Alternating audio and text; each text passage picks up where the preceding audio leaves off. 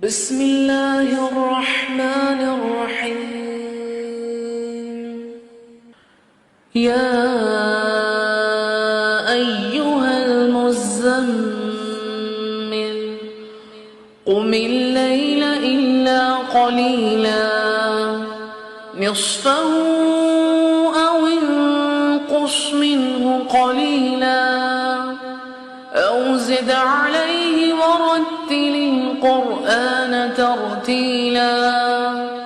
إنا سنلقي عليك قولا ثقيلا إن ناشئة الليل هي أشد وطئا وأقوم قيلا إن لك في النهار سبحا طويلا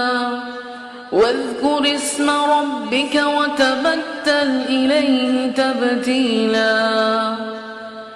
رب المشرق والمغرب لا إله إلا هو فاتخذه وكيلا واصبر على ما يقولون واهجرهم هجرا جميلا وذرني والمكذبين أولي النعمة ومهلهم قليلا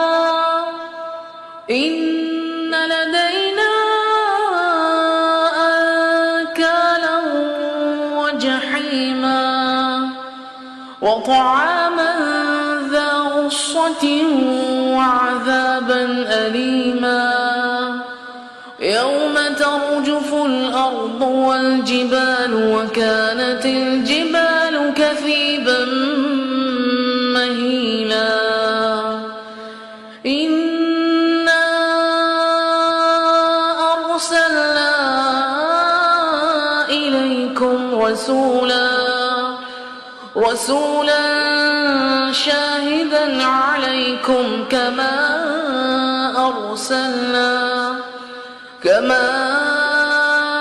أرسلنا إلى فرعون رسولا فعصى فرعون الرسول فأخذناه أخذا وبيلا فكيف تتقون إن كفرتم يوما يجعل الولدان شيبا السماء منفطر به كان وعده مفعولا إن هذه تذكرة فمن شاء اتخذ إلى ربه سبيلا إن ربك يعلم أنك تقوم أدنى من ثلثي الليل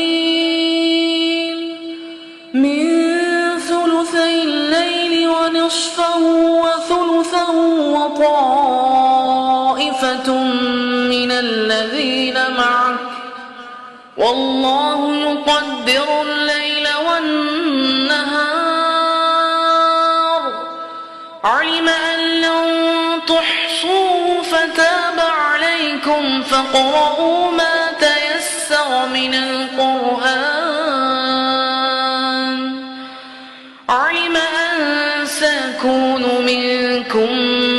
مرضى وآخرون يضربون في الأرض يبتغون من فضل الله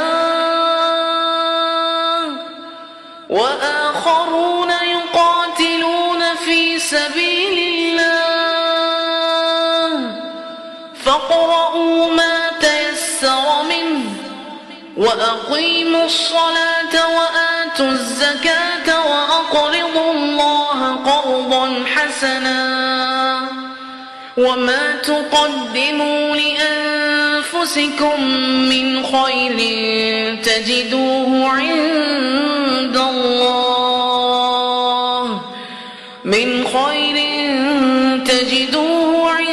الله هو خيرا